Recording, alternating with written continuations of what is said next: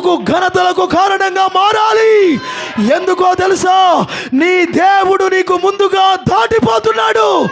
ఆయన దాటిపోతున్నాడు, ఎవడు నిన్ను ఆపలేడు. ఎందుకో తెలుసా?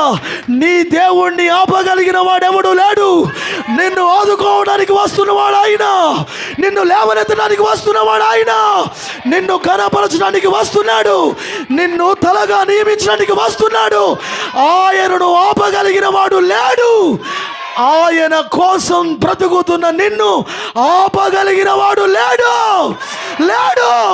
ఆయనను ఆపలేరు. ఆయన కోసం అడుగు వేస్తున్న నిన్ను ఎవడు ఆపలేడు. ప్రపంచ శక్తులు ఏకమైన, పరిస్థితులే తల్లక్రిందులైన నీ దేవుడు ఆగడు, నిన్ను ఆపడు. ఈ యాత్ర కొనసాగుతూనే ఉంటుంది. ఈ పోరాటం కొనసాగుతుంది జయం పొందే వరకు.